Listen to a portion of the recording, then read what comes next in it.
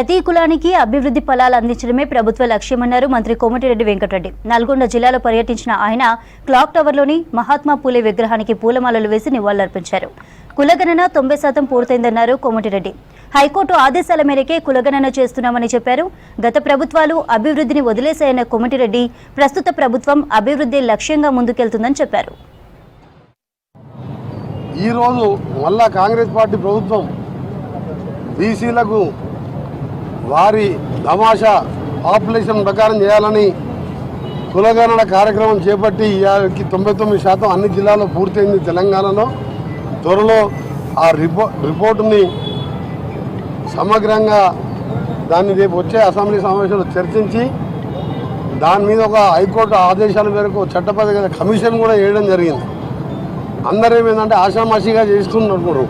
కానీ దేశంలో Telangana role model కావాలి.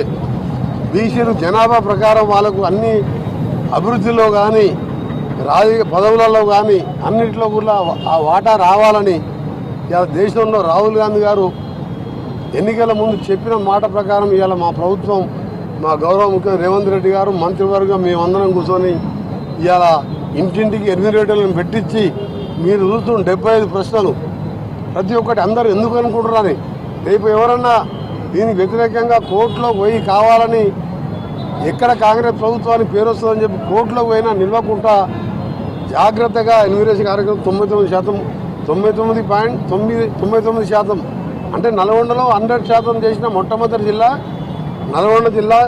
ఈ సందర్భంగా మా జిల్లా కలెక్టర్ గారికి, మా యంత్రాంగానికి కూడా వాళ్ళకు కూడా అభినందన తెలియజేస్తున్నాం.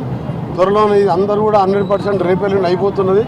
ఆ తర్వాత దీన్ని తెలంగాణలో అమలు పరిచే విధంగా దీన్ని కార్యక్రమాన్ని తీసుకోవడం, నిజంగా తెలంగాణ ప్రజలందరూ కూడా కాంగ్రెస్ పార్టీ చేసే ఈ మంచి కార్యక్రమం ఏ రాష్ట్రంలో చేయలే.